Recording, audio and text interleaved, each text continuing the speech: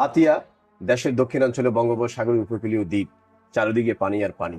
সেই পানির মাঝে বেশি উঠায় দ্বীপে আমাদের জন্ম। আমরা অনেক কিছু পরিকল্পনা করে থাকি। এসব পরিকল্পনা সফল করতে হলে প্রয়োজন সকলের সহযোগিতা, উৎসাহ এবং পৃষ্ঠপোষকতা।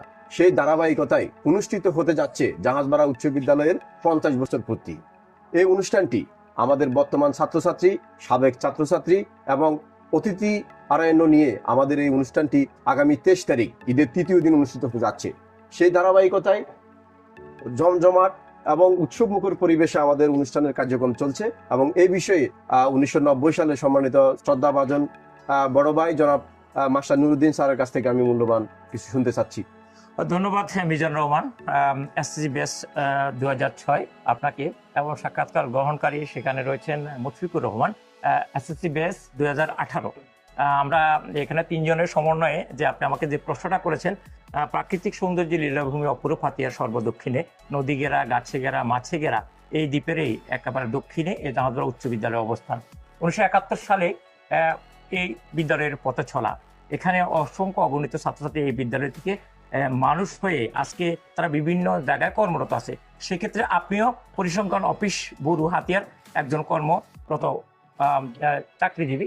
তো আপনাকে অসংখ্য ধন্যবাদ। আসলে 2026-এর যে সুবর্ণ জয়ন্তী 23 মার্চ 2026, এই সুবর্ণ জয়ন্তীতে আমাদের যে প্রত্যাশা সেটি হচ্ছে আমরা কিন্তু সবাই কিন্তু একত্রিত হতে যাচ্ছি 23 তারিখে, 23 মার্চ।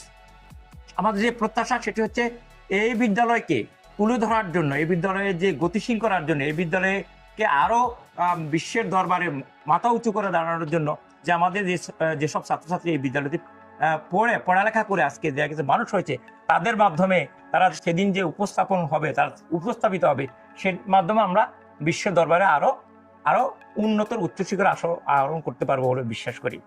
ধন্যবাদ স্যার। ইতিমধ্যে আমাদের কিন্তু জাহাজবাড়া উচ্চ বিদ্যালয়ের বর্তমান ছাত্রছাত্রী এবং জাহাজবাড়া উচ্চ বিদ্যালয়ের সাবেক ছাত্রছাত্রীরা এই অনুষ্ঠানে উপস্থিত হওয়ার জন্য উৎসবমুখর আনন্দ উল্লাসের মধ্যে তারা বিভিন্নভাবে আসতেছেন এবং দেখতেছেন এবং তারা হাতিয়ার বিভিন্ন জায়গা থেকে তারা এই অনুষ্ঠানে অংশগ্রহণ করবেন।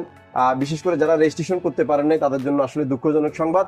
আর এটি আরো গর্বের সহিত বলতে পারি যে জাহাজবাড়া উচ্চ বিদ্যালয়ের 50 বছর পূর্তি, এটা আসলে ইতিহাসে বিরল এবং এই অনুষ্ঠানটি হাতিয়ার জন্য এবং ইভেন্ট ম্যানেজমেন্ট দিয়ে হাতিয়াতে এটি একটি বড় ধরনের অনুষ্ঠানে পরিণত হতে যাচ্ছে। ইতিমধ্যেই হাতিয়ার বিভিন্ন আনাচে কানাচে কিন্তু এই বিষয়ে যথেষ্ট পরিমাণ আলোচনা হচ্ছে যে এরকম একটা ডেকোরেশন নিয়ে, ইভেন্ট ম্যানেজমেন্ট নিয়ে এবং দুইটা ব্যান্ডের শিল্পীরা আসবেন এবং সর্বোপরি পুরো হাতিয়ার বিভিন্ন গুণী ব্যক্তিদেরকে দাওয়াত করা হবে।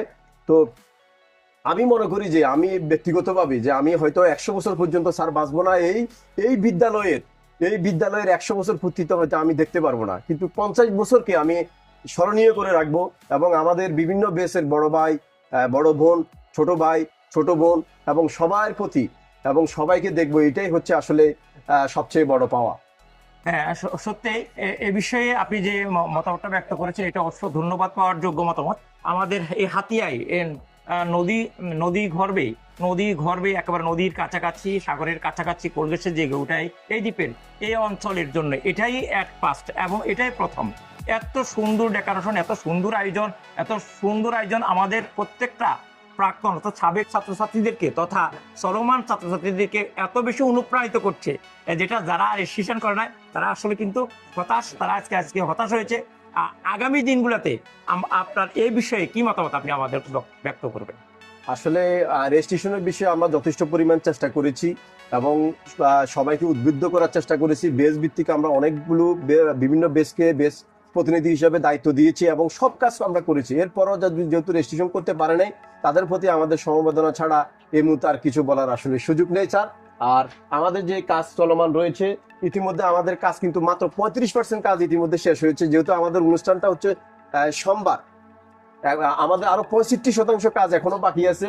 এই 65% কাজ যদি শেষ করা হয় তাহলে বোঝা যাবে যে আরো কত রমরমা এবং কত জাঁকজমকপূর্ণ একটা অনুষ্ঠানের দিকে আমরা এগিয়ে যাচ্ছি, যা মানে একেবারে হাতিয়ার জন্য একটা ইতিহাস হয়ে থাকবে বলে আমি বিশ্বাস করি।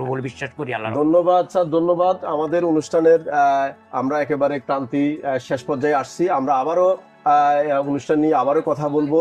অনুষ্ঠানের ঠিক আগ মুহূর্তে আগের দিন আমরা আবারও মিলিত হব।